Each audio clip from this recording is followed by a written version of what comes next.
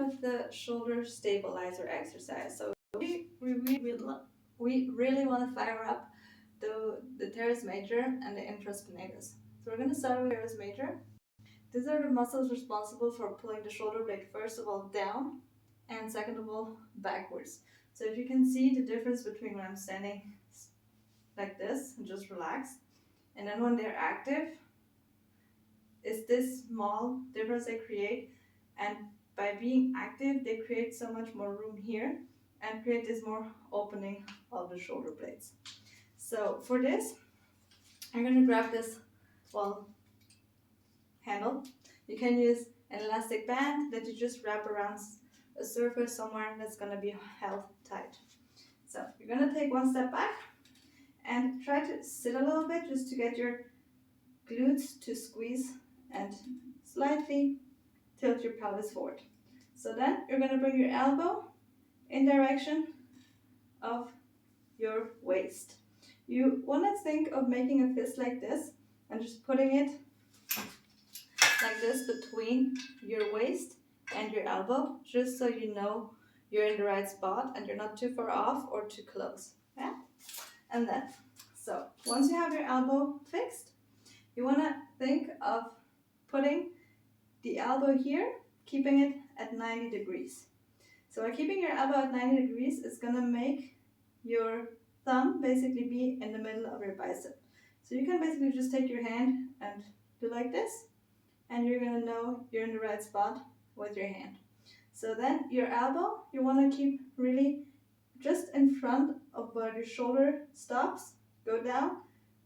That's where your elbow should be. So from here, once you're in this position, you want to hold tight.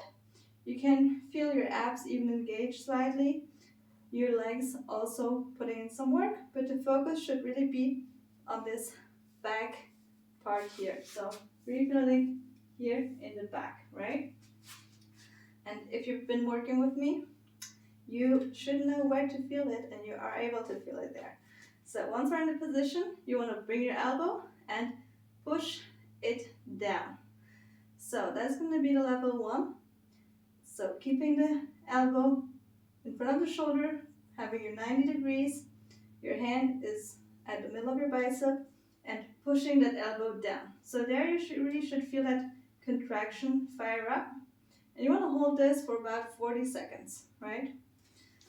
So doing this, try doing this basically every day, but at least 3 times a week, do it for 40 seconds. And really make sure to feel it here in the back, in those muscles. All right, so we're gonna go into the second progression of this one immediately after, because it's important to have the first one. So the second, the same positioning, right? And once you're in this position, I'm gonna show it from the back. Once you're in this position, you just wanna activate that infraspinatus, so a small muscle working here, and try thinking, pulling the bone closer to the scapula. So not pulling the scapula more in, but really keeping your elbow already down and just doing this small movement of bringing the bone even closer and feeling this activation here on the side.